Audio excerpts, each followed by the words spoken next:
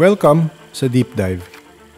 Isang experiment ko para magkaparang summary ng mga topic na gusto ko ng mas malalim na kaalaman.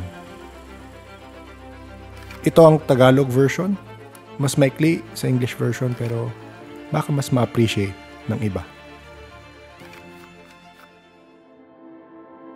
For this episode, we talk about Civilization 1. Our sources are Civilization 1, The World is Not as You Thought It Was, Uncovering the Super Science of Prehistory by Christopher Knight and Alan Butler, and Who Built the Moon by Alan Butler and Christopher Knight.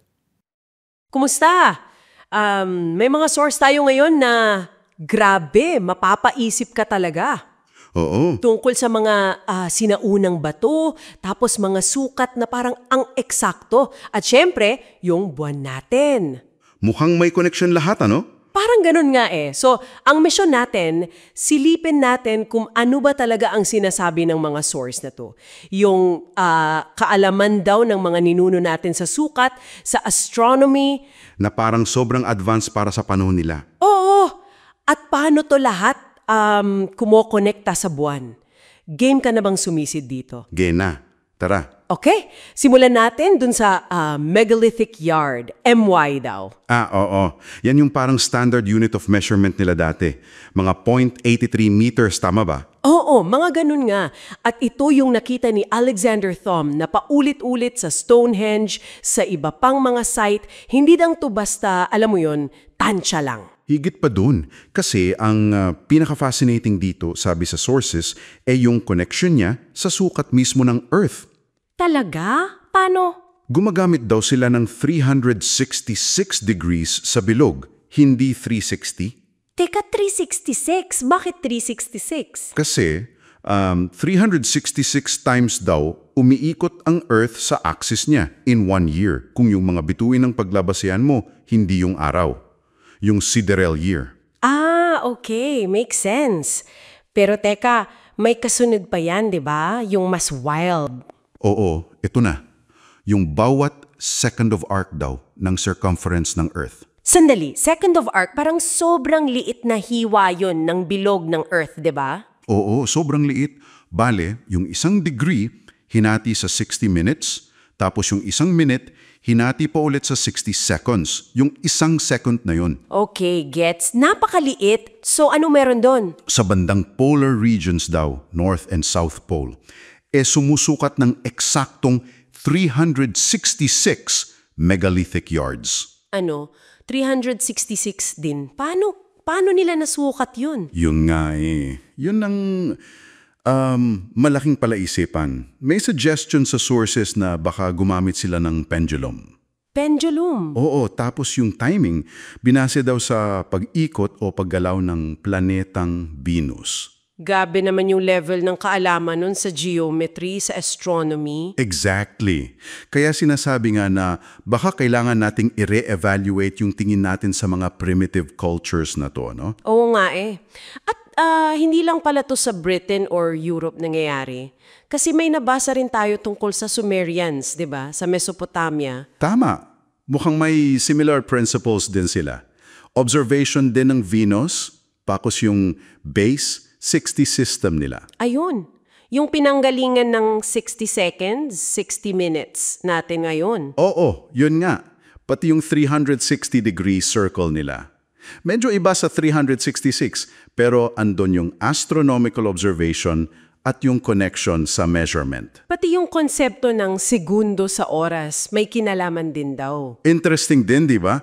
Kahit si Thomas Jefferson nung pinag-aralan niya yung mga lumang English measurements, parang napansin niya na may pattern na mas matanda pa. Na parang hindi lang basta galing sa medieval times. Oo, parang may ugat sa mas sinaunang sistema pa. Kumbaga, baka may nawala lang na kaalaman tungkol sa isang global system noon? Wow! Okay, so may pattern sa sukat, may advanced astronomy. Ngayon, pasok natin yung buwan. Eto na. Ang ating natural satellite. Na alam naman nating sobrang importante.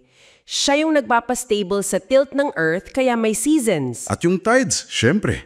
High tide, low tide, malaking epekto ng gravity ng buwan yun. Oo, actually, binabanggit pa nga sa isang source na hypothetical kung wala daw buwan. Yung Solon na planeta. Oo yun. O wala daw buwan, baka raw hindi nag-evolve yung complex life dito. Kasi baka sobrang bilis daw ng ikot ng Earth. Tapos yung klima sobrang extreme. Walang plate tectonics din daw, baka. At yung tides nga daw, baka yun pa yung tumulong sa buhay na makaakyat mula sa dagat pambang lupa. Ganun siya ka-crucial based dun sa mga teoryang yon. Tapos heto pa yung isang mind-blowing detail galing sa sources, yung perfectong solar eclipse. Oo. Yung talagang sakto yung takip. Sakto. Kasi daw yung buwan, eksaktong 1/4,000th ng laki ng araw. At nasa 1/4,000th din ng distansya ng araw mula sa atin. Sobrang coincidence, di ba? Parang napaka-imposibleng tsamba lang. Yun nga eh. Laki at layo, tamang-tama lang para magtakip sila perfectly mula sa perspective natin dito sa Earth. Marami talagang nagsasabi na cosmic coincidence lang yan. Pero dahil nga dun sa ibang pattern na nakikita. Tinatanong na rin sa sources kung coincidence nga lang ba talaga. Oo, lalo na't may isa pang connection daw sa megalithic system. Ano naman yun? Yung sukat mismo daw ng buwan. Yung circumference niya katumbas daw ng 1 megalithic yard. Teka.